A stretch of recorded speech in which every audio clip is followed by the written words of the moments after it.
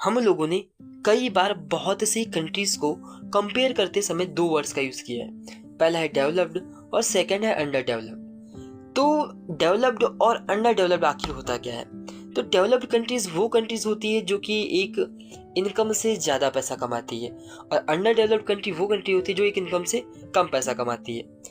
लेकिन जब हम इन कंट्रीज को कंपेयर करते हैं तो हम लोग इनको सिर्फ पैसे के हिसाब से ही कंपेयर नहीं करते हैं।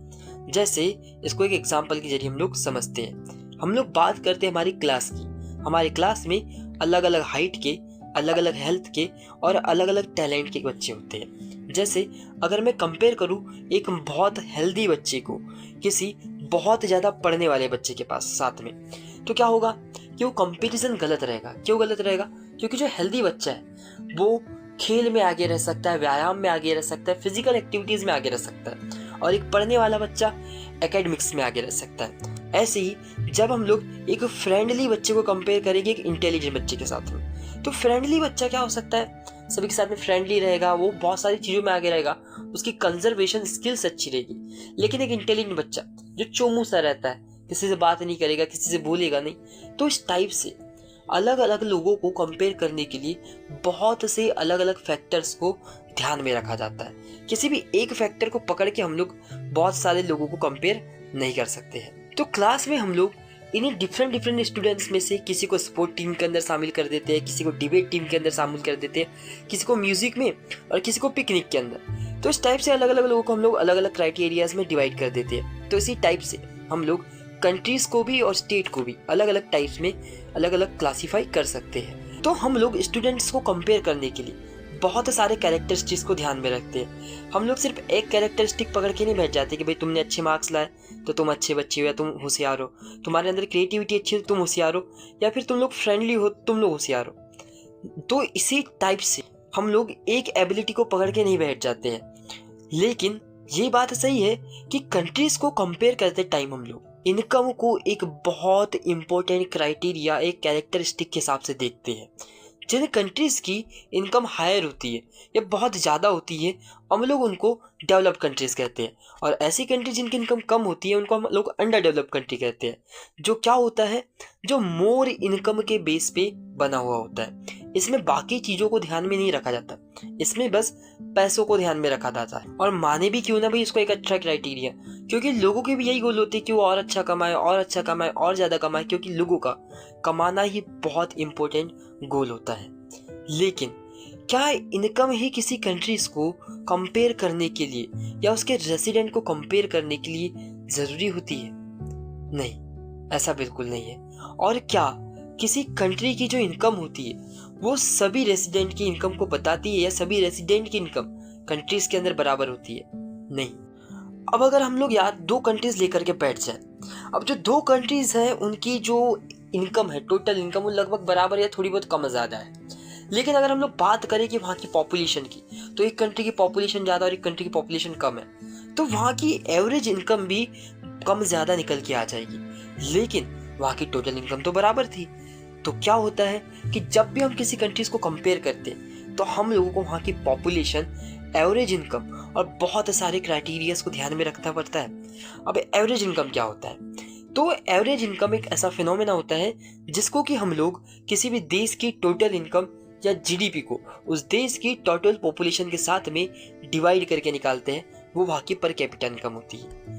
वर्ल्ड डेवलपमेंट की रिपोर्ट के हिसाब से, जो कि वर्ल्ड बैंक के द्वारा पब्लिश करी जाती है, वो क्या करती है, ऐसी कंट्री जिनकी इनकम 63,400 रुपीज़ $400 पर एनम से ज़्यादा है 2023 तक के, वो हाई इनकम या रिच कंट्रीज कहलाती है। और ऐसी कंट्रीज जिनकी इनकम $2,400 से नीचे है वो लेस इनकम कंट्रीज कहलाती है। और इंडिया क्या होता है, लो मिडिल इनकम कंट्रीज के अंदर आता है, क्योंकि भारत में लोगों की जो इनकम है वो $10,030 पर एनम है। और मुझे तो लगता है मेरी तो इतनी भी नहीं है, क्योंकि मैं इतना भी नहीं कमा पाता हूँ यार। तो इनकम या एवरेज इनकम भी हमारे देश का एक असली चेहरा नहीं दिखाता है। क्यों नहीं दिखाता है? क्योंकि अगर हम लोग इस $10,000 को रुपीज़ में कन्वर्ट करें तो ये लगभग 85,000 रुपीज़ बैठेगा। लेकिन हमारे देश के आज भी कई लोग 3000 या 5000 रुपीज़ पर मंथ ही कमा पाते हैं, जो कि 60,000 या 50,000 बैठता है। तो क्या हमारे देश के सभी लोग बराबर पैसा कमा पाते हैं? नहीं कमा पाते। तो एवरेज इनकम भी हम लोगों को कंट्री की सही पिक्चर नहीं दिखाता है। किन्हीं भी कंट्रीज को कंपेयर करने के लिए इनकम के अलावा भी बहुत सारे क्राइटेरियाज मायने रखते हैं। इस चीज को समझने के लिए हम लोग हमारे देश के 3 स्टेट हरियाणा, केरला और बिहार का एग्जाम्पल लेने वाले हैं। हरियाणा जिसकी पर कैपिटा इनकम या एवरेज इनकम 2,64,729 रुपीज थी। केरला जिसकी एवरेज इनकम 2,34,405 रुपीज थी और बिहार जिसकी एवरेज इनकम 47,498 रुपीज थी। तो अगर हम लोग इस बिहाफ पे कंपेयर करें तो हम लोग देखेंगे कि हरियाणा केरला से आगे है और हरियाणा एक डेवलप्ड स्टेट है दोनों स्टेट के कंपैरिजन में। लेकिन जब हम लोग अदर क्राइटेरियाज की बात करते हैं तो केरला सबसे आगे निकल आ जाता है। तो डेवलपमेंट को कंपेयर करने के लिए हम बहुत सारे क्राइटेरियाज को समझने वाले हैं। सबसे पहला क्राइटेरिया होता है हमारे पास में हेल्थ, और हेल्थ को समझने के लिए हम लोग इन्फेंट मोर्टेलिटी रेट का यूज़ करेंगे। इन्फेंट मोर्टेलिटी रेट एक ऐसा फैक्टर होता है जो हम लोगों को ये बताता है कि जो पर 1000 बेबी जन्म लेते हैं, जो पर 1000 बेबी बॉर्न होते हैं, उसमें से कितने बेबी जन्म लेते समय मर जाते हैं। तो हरियाणा के अंदर 1000 बच्चे जब जन्म लेते हैं तो उसमें से 28 बच्चों की डेथ हो जाती है, और केरला के अंदर जब 1000 बच्चे जन्म लेते हैं तो उसमें से 6 बच्चों की डेथ होती है सिर्फ, और बिहार के अंदर जब बच्चे जन्म लेते हैं तो वहाँ पे 27 बच्चों की डेथ हो जाती है। जो हम लोगों को बताता है ये फैक्टर कि केरला की जो हेल्थ कंडीशन है वो हरियाणा और बिहार से बहुत ज़्यादा अच्छी है। इसके बाद में बात आती है एजुकेशन की, जो कि हम लोगों को लिटरेसी रेट बताता है। तो हम लोग देखते हैं कि हरियाणा का जो लिटरेसी रेट है वो 82% है, मतलब हरियाणा के सिर्फ 82% लोग ही पढ़े लिखे हैं, और केरला की लिटरेसी रेट 94% है, मतलब केरला के 94% लोग पढ़े लिखे हैं, और बिहार के अंदर 62% लोग ही पढ़े लिखे हैं। इसके बाद में बात आती है नेट अटेंडेंस रेशियो की, मतलब कितने लोग या कितने बच्चे रेगुलर बेस पे स्कूल जा रहे हैं। तो हम लोग देखते हैं कि हरियाणा के जो 15 से 17 ईयर के बच्चे हैं उसमें से 73% बच्चे ही रेगुलर बेस पे स्कूल जाते हैं, और केरला में 94% बच्चे रेगुलर बेस पे स्कूल जाते हैं, और बिहार की हालत तो बहुत ज़्यादा खस्ता है या ख़राब है। यहाँ पे सिर्फ 69% ही बच्चे रेगुलर बेस पे स्कूल जा पाते हैं। तो इस टाइप से देखें तो पैसा होना ही डेवलपमेंट नहीं होता है, इसके साथ साथ हम लोगों के पास में एजुकेशन और हेल्थ केयर कंडीशन भी अच्छी होनी चाहिए, तभी कोई कंट्री डेवलप्ड या डेवलपिंग कंट्रीज कहलाती है। इन तीनों एग्जाम्पल से हमारी माइंड में क्वेश्चन जरूर राइज करता है कि भाई केरला इतना आगे क्यों है, केरला के कारण क्या है आगे होने के। तो इसका कारण कुछ नहीं है, इसका कारण है पब्लिक फैसिलिटीज़।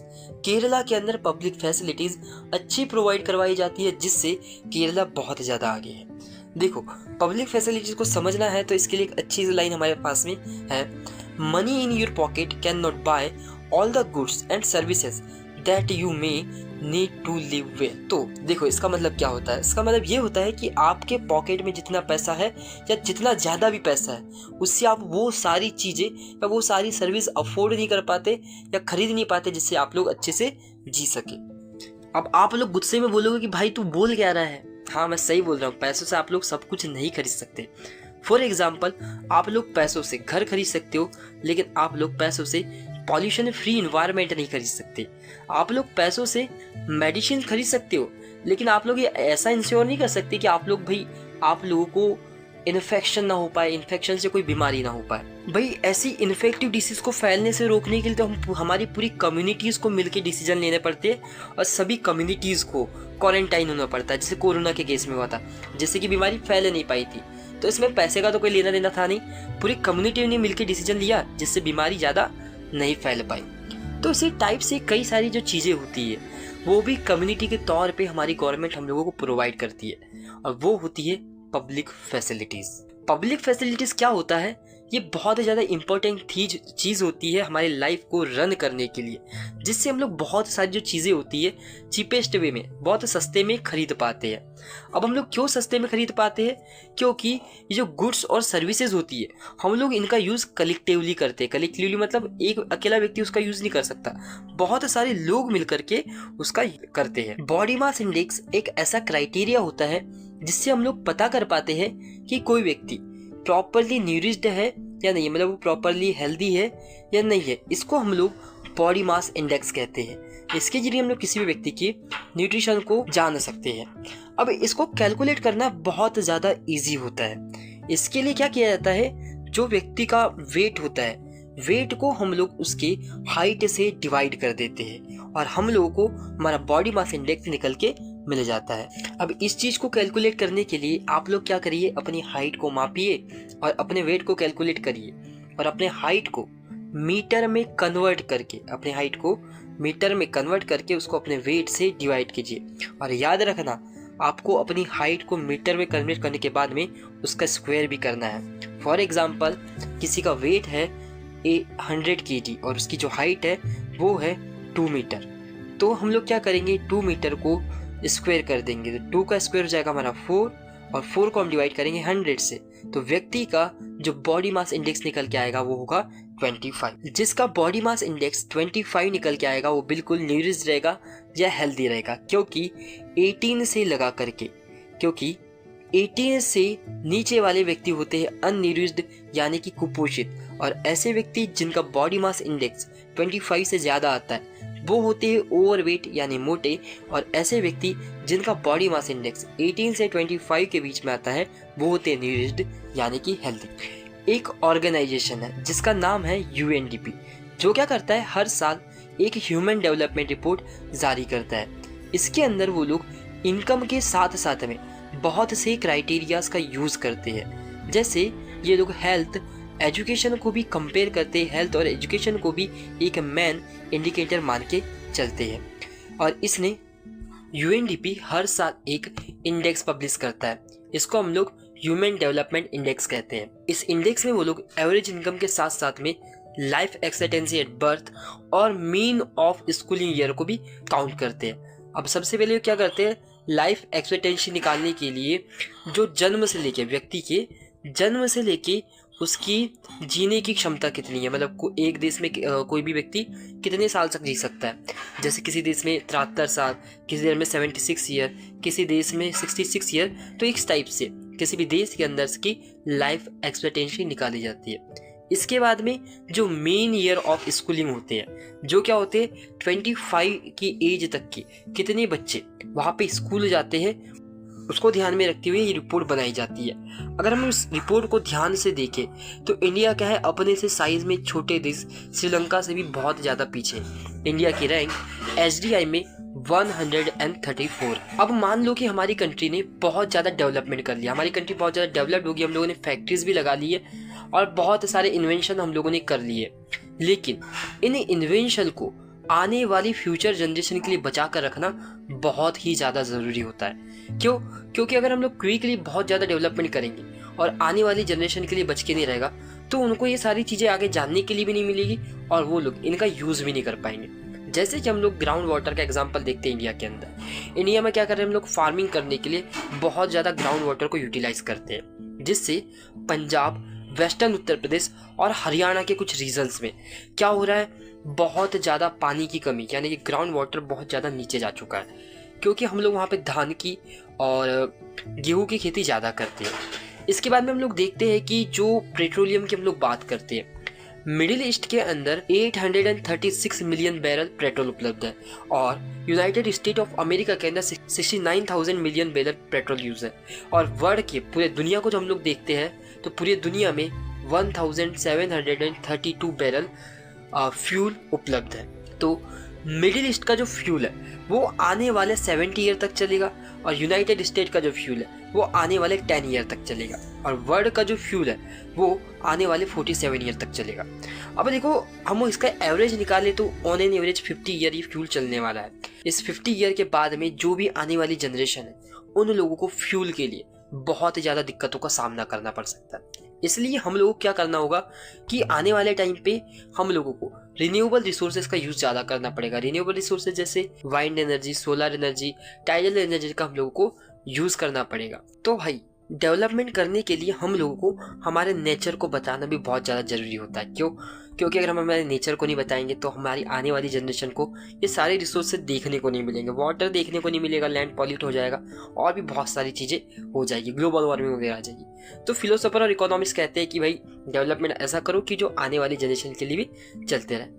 तो इस पूरे चैप्टर में हम लोगों ने डेवलपमेंट को समझ लिया, इसकी मीनिंग क्या है, लोगों के लिए अलग अलग डेवलपमेंट क्या होते हैं। अगर आप लोगों के चैप्टर समझ में आया होगा तो हमारे इस वीडियो को लाइक करके हमारे इस चैनल को सब्सक्राइब कर देना।